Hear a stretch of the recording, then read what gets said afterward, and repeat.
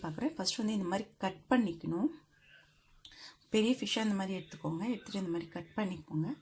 அப்புறமா வந்து 2 சைடுமே இன்னும் இந்த சைடும் அதே மாதிரி கட் பண்ணிக்கணும். 2 சைடு கட் பண்ணிவிட்டு இதுக்கு தேவையானது வந்து இது வந்து 1 ஸ்பூன் வந்து புளி பேஸ்ட்டு, இது வந்து உப்பு, கல்லுப்பு, ஹிமாலயன் சால்ட்டு, மஞ்சத்தூள், இவ்வளோ மிளகு, இது வந்துட்டு சீரகம், இது வந்துட்டு இது என்னது அந்த பீட்ரூட் வந்து நான் பவுடர் பண்ணி வச்சுருக்கேன், காய வச்சு அது. இது வந்து வரமிளகாத்தூள், இது வந்துட்டு பூண்டு, இஞ்சி, இந்த அளவுக்கு ஒரு 5-6 பல்லு பூண்டு, இவ்வளோ அளவு இஞ்சி, அப்புறம் இது வந்துட்டு ஒரு 5-6 சின்ன வெங்காயம். இதெல்லாம் வந்து ஃபஸ்ட்டு அரைச்சிக்கணும். நான் அரைச்சிட்டு சொல்கிறேன். இந்த அரைச்ச மசாலா வந்து இப்படி இருக்குது. மசாலா அரைச்சது இப்படி இருக்குது. இதை வந்துட்டு அது இந்த மீன் மேலே போட போகிறேன். இந்த மசாலாலாம் எடுத்துட்டு நல்லா இந்த உள்ளெல்லாம் ஃபுல்லாக போட்டு நல்லா போட்டுட்டு போட போகிறேன். நான் ஃபுல்லாக போட்டுட்டு காட்டுறேன் உங்களுக்கு. இப்போ ஃபுல்லாக இது வந்து கோட் பண்ணிவிட்டேன். 2 பக்கமும் உள்ள வெளியிலையும் கோட் பண்ணிட்டேன். உள்ளுக்குள்ளே எல்லாம் மசாலா ஃபுல்லாக உள்ளுக்குள்ளே எல்லாம் மசாலா எல்லாம் போட்டு ஃபுல்லாக கோட் பண்ணி வச்சுருக்கேன். இது வந்து குறைஞ்சது ஒரு 1 hour ஆச்சு ஊறணும், குறைஞ்சது. அப்போ தான் வந்துட்டு நல்ல மசாலாலாம் உள்ளே இறங்கும். ஊறட்டும். அதுக்கப்புறம் நான் இது மீதி ப்ரிப்ரேஷன் சொல்கிறேன். இப்போது அதோட என்ன பண்ண போகிறோன்னா, இந்த வெங்காயம் திருப்பி தேவையானது, வெங்காயம், கொஞ்சம் இஞ்சி, பூண்டு, தக்காளி, பச்சை மிளகாய், இதெல்லாம் வந்து செதைச்சிக்கிறோம். தனித்தனியாக செதைச்சிக்கிறோம். இல்லைன்னா பொடி பொடியாக நல்லா நறுக்கிக்கலாம். உரல் இருந்தால் அதில் போட்டு நீங்கள் குட்டி குட்டியாக இடிச்சிக்கலாம். அது மாதிரி பண்ணிக்கலாம். நான் எல்லாம் செதைச்சிட்டு உங்களுக்கு காட்டுறேன். ஸோ எல்லாம் அரைச்சாச்சு. இது வந்துட்டு பச்சை மிளகா அரைக்கில செதைச்சிருக்கு இதெல்லாம். இப்போ இது வந்துட்டு பச்சை மிளகா, இஞ்சி, பூண்டு, தக்காளி, இது வந்துட்டு வெங்காயம், அப்புறமா வந்துட்டு கருவேப்பிலை, கொஞ்சம் இந்த மசாலாவுக்கு இதுக்கு தேவையான மிளகு அதுவும் இடித்தது, மஞ்சத்தூள், கொஞ்சம் உப்பு, இந்த மசாலாவுக்கு தேவையான இந்த ஸ்பைஸ். இப்போ அடுப்பில் வந்து சட்டி வச்சாச்சு. சட்டியில் நான் தேங்காய் எண்ணெய் போட போகிறேன். இந்த பர்டிகுலர் டிஷ் வந்து தேங்காய் எண்ணெய் போட்டு தான் செய்யணும். அப்போ தான் இது நல்லா இருக்கும். ஸோ ஒரு பெரிய ஸ்பூன் அளவுக்கு கொஞ்சம் தேங்காய் எண்ணெய் போட்டிருக்கேன். இப்போ மீன் இதில் வச்சுருக்கேன். ஒரு சைடு வச்சுட்டு ஒரு 2 minutes, ரொம்ப தேவையில்லை, சும்மா அந்த ஸ்கின் இதாகிற அளவுக்கு.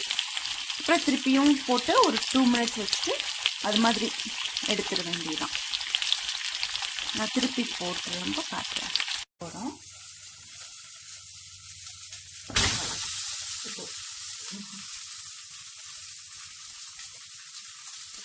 திருப்பி போட்டோம்.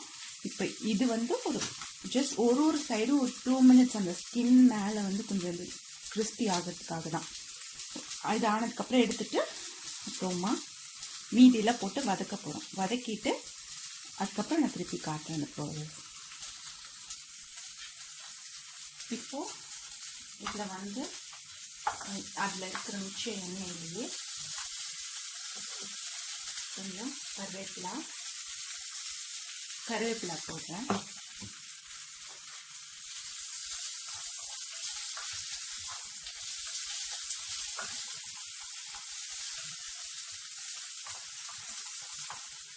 அதுக்கு அப்புறமா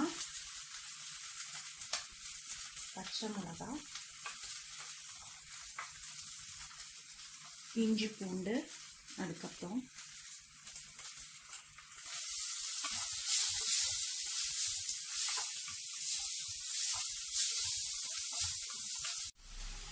சாரி, நான் வீடியோ மிஸ் பண்ணிட்டேன்.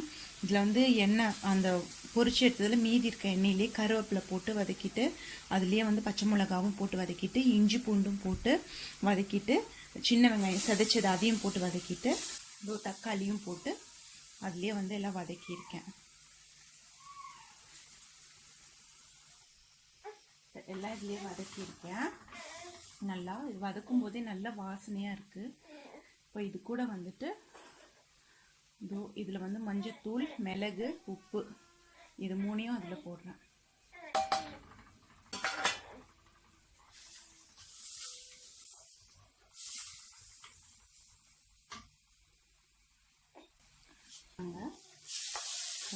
நல்லா அதில் இருக்க தண்ணியெல்லாம் ஃபுல்லாக ட்ரை ஆகிட்டு இந்த மாதிரி ஆகிடணும்.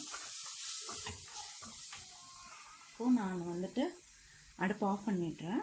அதுக்கு அடுத்த ப்ராசஸ் இப்போ காட்டுறேன்.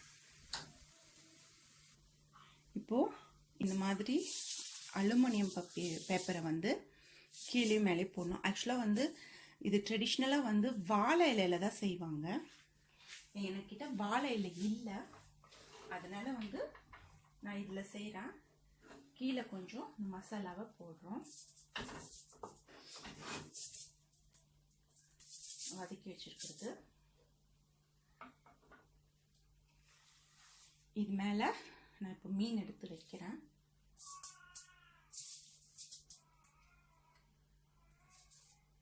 மசாலா பரட்டினது மிச்சம் இருந்தால் கூட அது மேலே போடுங்க. நல்லா இது மாதிரி வச்சுட்டு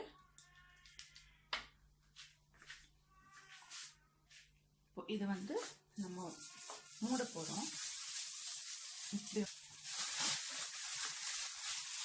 இந்த மாதிரி ரேப் பண்ணிக்கிட்டோம். இதே மாதிரி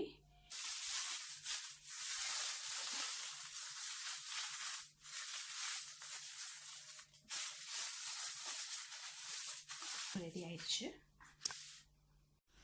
இது மாதிரி டவால அதை வச்சுருக்கேன். ஈச் சைடு வந்து ஒரு 5 to 7 minutes சிம்மில் வச்சுட்டு குக் பண்ணும்.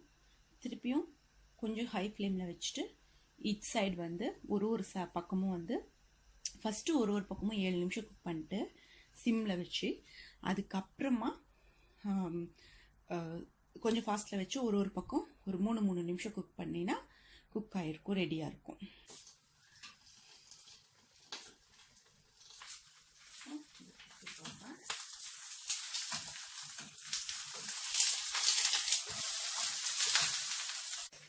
சுடுது.